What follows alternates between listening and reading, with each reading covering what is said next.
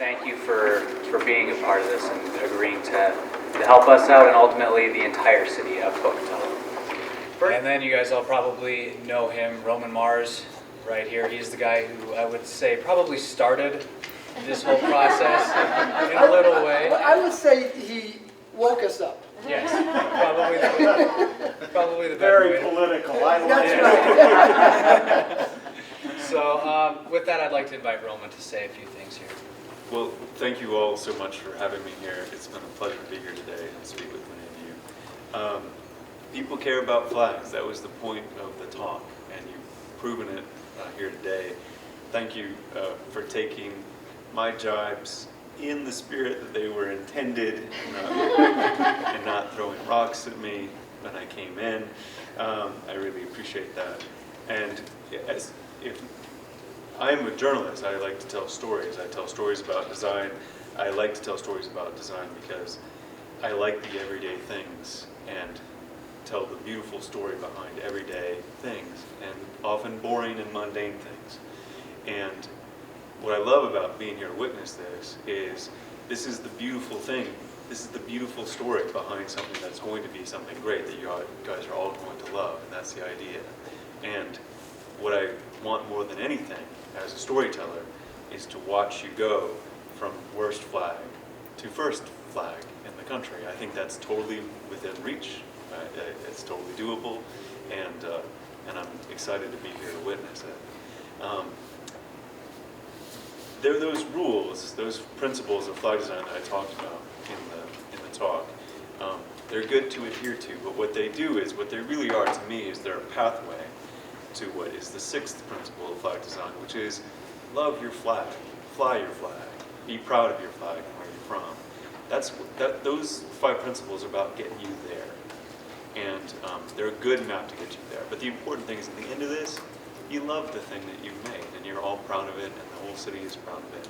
And that's what I would love to see. That's the right ending to this story.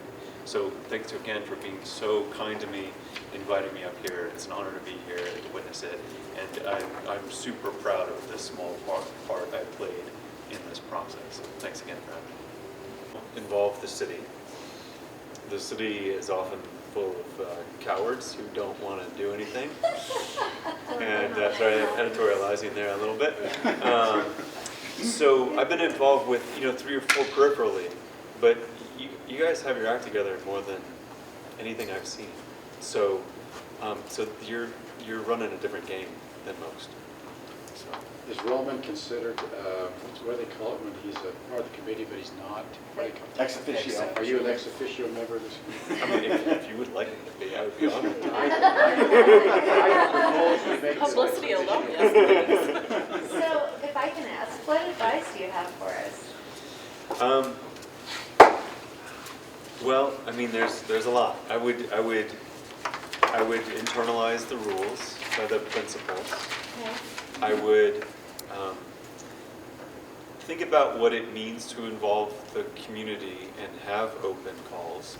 Design doesn't often work with open calls very well.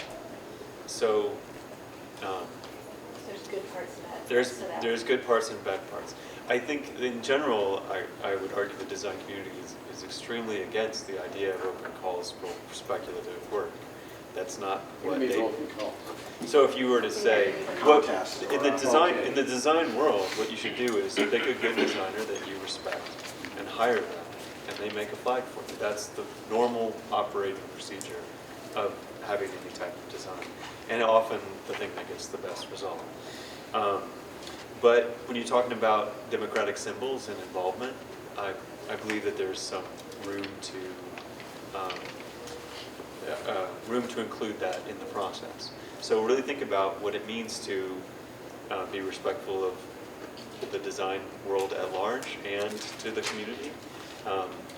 I've been trying to devise some kind of hybrid system for the San Francisco flag. It's been almost impossible to get something that actually gains traction. I think because you have official buy-in, you have a real head start, because one of the problems you have with the type of speculative work, if you want to get real designers involved, is they don't want to be part of some futile exercise. They want it to make sure it actually happens. And that's worth an effort. If I ran a firm, it would be worth the effort to be part of the Pocatello design process, because it's going to happen. I believe you, it's going to happen.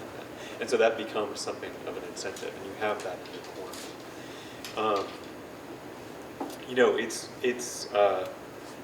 It's going to be contentious, and there's going to people going to come out of the woodwork for the current quasi flag or not official flag, that you're going to be surprised, and they will.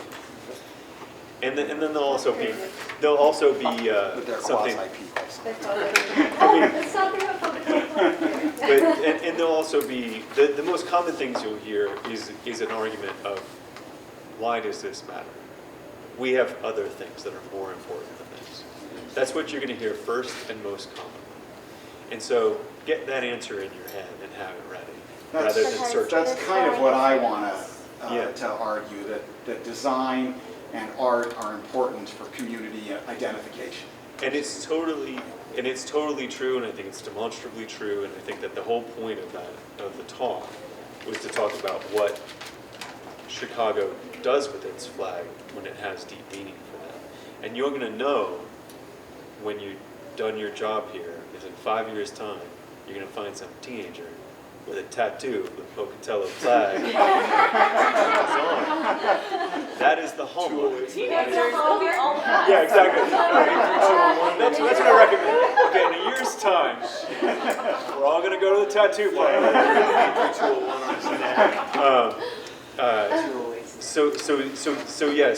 So get that in your head of what is important. Have it just read. Just like, what does it mean to have these types of symbols?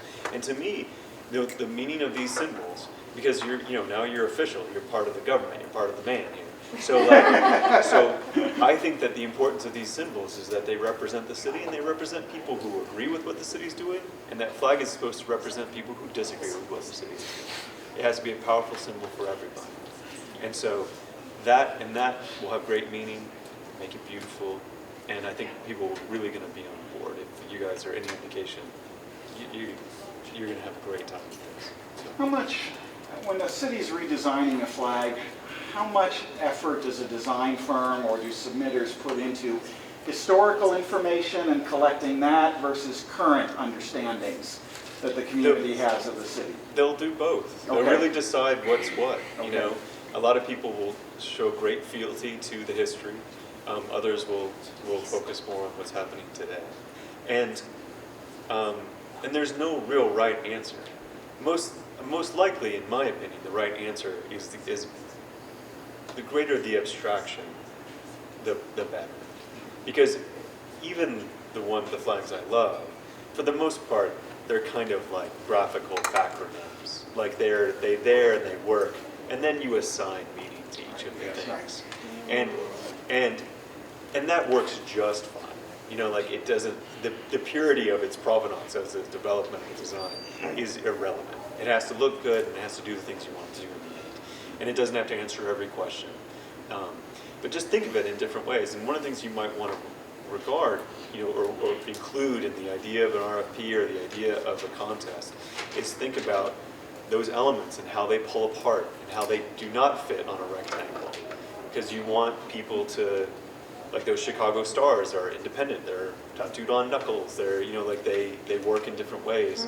And there's some beautiful flags. Like I like the flag of Toronto. I don't love it, but I like the flag of Toronto.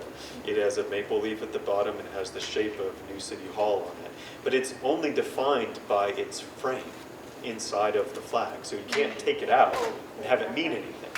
So like if you have a design element, think about how it can work, because one of the great things that this is going to save the city is you never have to commission a designer to create something for a new committee again. You have the parts all there to create it in many different ways, whether you want it on t-shirts, whether you want it on letterhead, you'll have all that stuff there. And I would keep that stuff in mind when you're creating, or choosing, what is the right creation to make.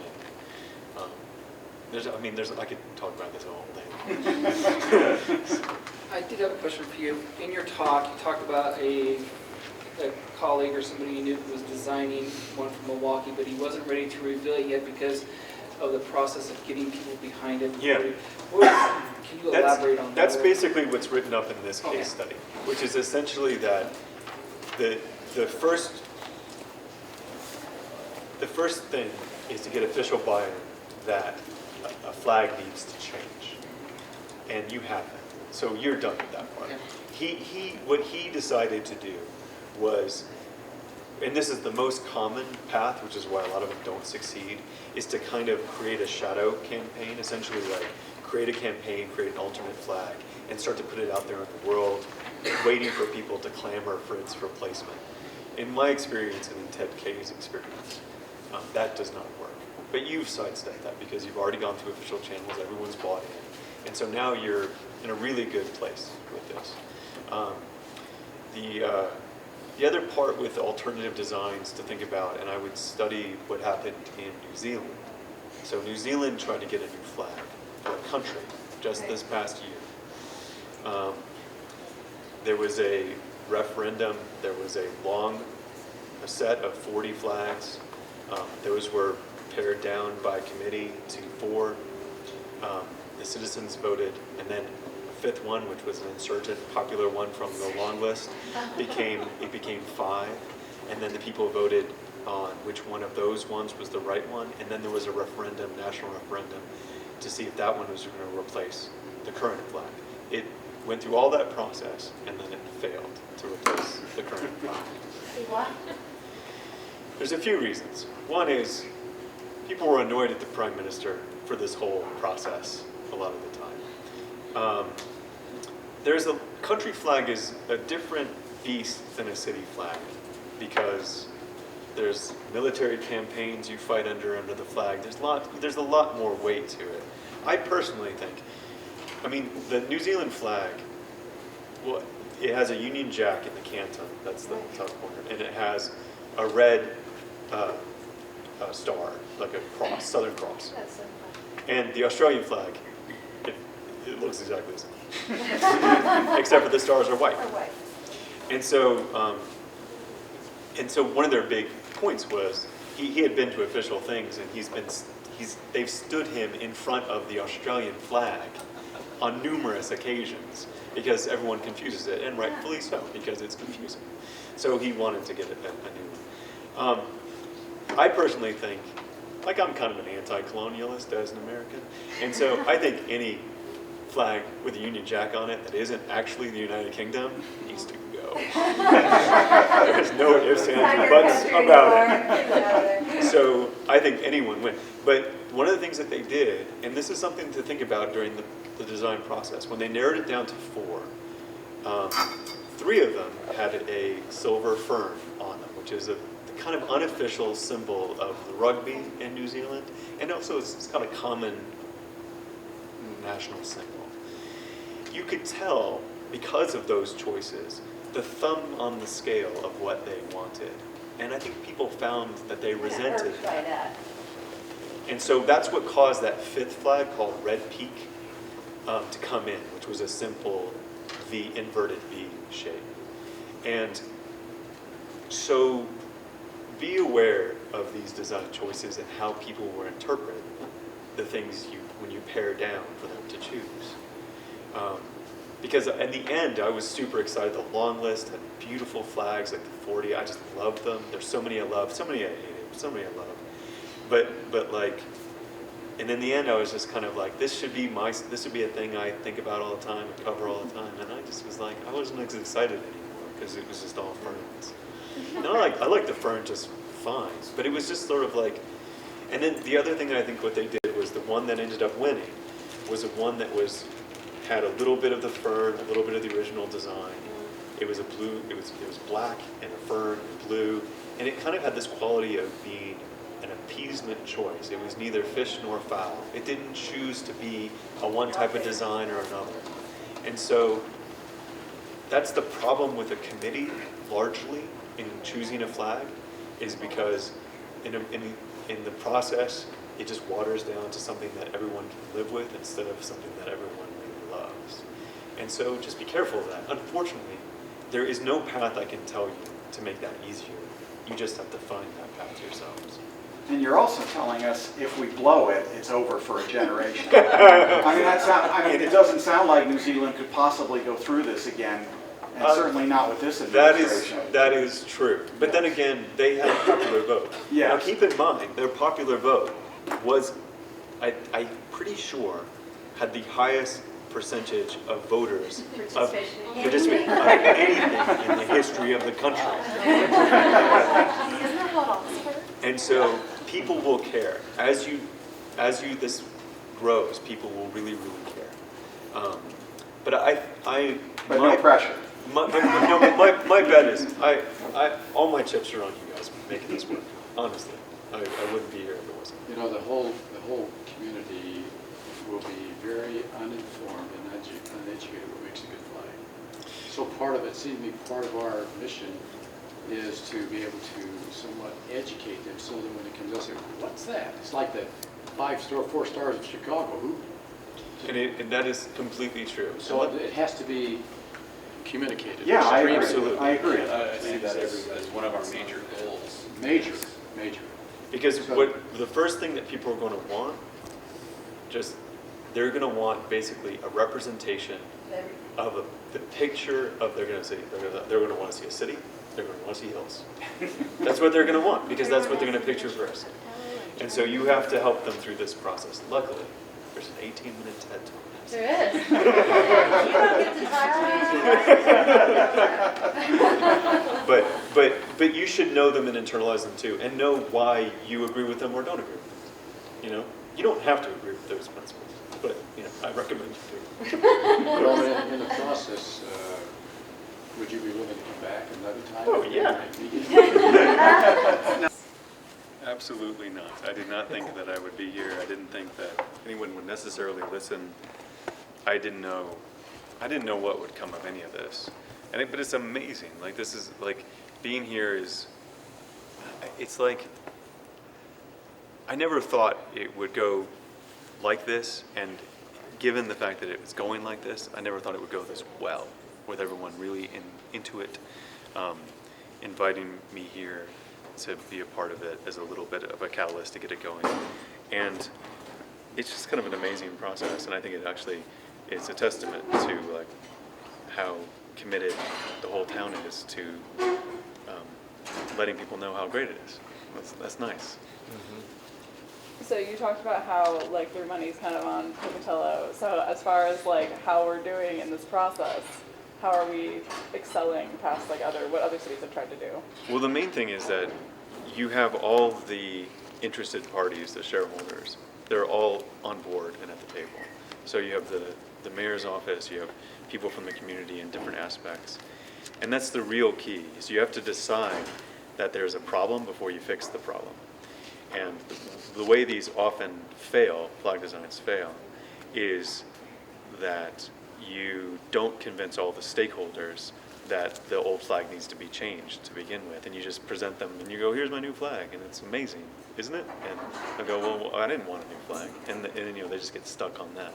But at this point, everyone's on board, and as long as the process, everyone feels like that it's part of it, and you come up with a beautiful product in the end, which I'm hopeful for, it's going to be relatively easy. So you're coming out ahead in the process. When you look at this, what do you just think?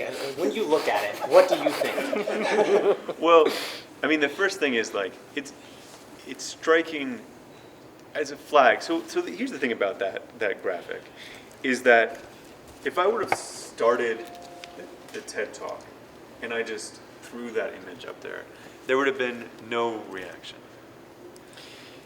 People just would have said, that looks like a graphic, I don't get it, I don't know why you put that up there, that's crazy, but whatever. There would have been no reaction.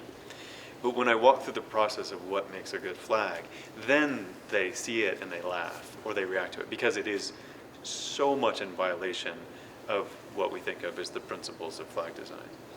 And so, which is not surprising, because it was never meant to be a flag. It was just sort of adopted that way because, I don't know why, but it just was, And so when I see it, the first thing I think of, it is a bad flag. And I want the trademark symbol off of it and the copyright symbol off of it, which, I got a copy of it without those, and it automatically looks a whole lot better, And, but, also, like, in and of itself, it's a little dated, but it did its job. And, like, one of the things I do when I talk about flags is I use empirical evidence of its use to show the degree in which it's successful. And so it would be really hypocritical of me to say, well, that's a bad design for all purposes, when in fact it has been used continually for 20 years. And so it's not necessarily to my taste, personally, but it's a successful design because it does the job it was meant to do. It just doesn't work as a flag, which makes complete sense because things not designed to be flags do not make good flags. And so that's right. Kind of going back to your TED Talk, where you kind of talked about the importance of work like this. There's the argument that there's other things better than talking about a flag. But then, and I thought it was a great point that you brought up, was that a flag is a great symbol of kind of a great design of a city. Could you kind of go into that for us for a little bit? Sure. I mean, a well-designed flag could serve as a symbol of just the flag and the principles that are sort of embodied in that flag, the symbols that are in that flag. But I think it also could serve as a symbol of how the city views design itself. If it takes its graphic imagery seriously, you begin to you could imagine it taking its other sort of design systems seriously, its public transit or its parks or the other ways that the government touches the populace. The biggest problem that a government has is that the points in which people interact with the government are terrible pressure points. They're taxes, they're parking tickets, they're all these really horrible things that nobody likes. And so what a good flag does is it gives you this touch point with the populace. That is something beautiful. That is something that elicits pride, that makes you feel something. And that has great meaning beyond the symbols of what the flag represents. It represents that the city cares about how it views itself to its citizens and how its citizens should be reflected in the outside world. What are you most looking forward through this process here in Pocatello? I just want a good flag. I mean, I really do. I want to fly it. I think that there's a good, and also, I'm a journalist, so I just want a good story. And to me, that's the greatest story ever. To take this, this really off, it's obviously, there's nothing about a TED Talk which is off the cuff. I practice that thing endlessly, But I didn't think it would have any effect. It wasn't something I thought that Pocatello would pay attention to, or even, you just don't really have that impression that it would do anything. And so, if in the end you get to this flag that is a really, really, truly great flag, which I think is totally possible, that story is an amazing story. That's a story I want to tell, a story I'm proud to be a part of, more so than other redesign efforts that might feel, or just for bigger cities or for countries or something. There's something about this which is really, really meaningful. And then in the end, if it all comes through and the design's a good one, that's going to be great. That's a story for the ages. How did you find out that they were going to redesign the flag? Did I find out? So it's funny. So I did the TED Talk, and then the first time I noticed that anyone from Pocatello paid attention was Mayor Blad tweeted at me. Oh. Said, "I hear you don't like our flag." And I had an audible gulp, and I wrote him an email, which apparently he didn't get. I wrote him an email and just said, "Hey, well, and I did one of those hemming and hawing, and I said it wasn't meant to be anything really bad, but it would be cool if you could do something." And there was a big mayor's conference in San Francisco that week, and I asked if he was going to be there, if I could meet him. But it turned out he didn't get that, so it didn't matter. It was a moot point. But then at some point I'd expressed, when I heard the committee was happening, I expressed it on Twitter. I was like, this is awesome. This is going to be great. And then Logan got in touch and said, you know, Roman kind of offhandedly mentioned that he, you know, was excited this was happening. Would he like to come up, essentially? And so when I called, they just set me up, and I came up here. Everyone's been super nice. I did interviews all day. I don't know if we're going to do a show. I don't know if we'll do some kind of video. But I just had to be here. Like, it's historic. And you don't get to see the effect of the things that you make all the time. And so it was meaningful to me personally.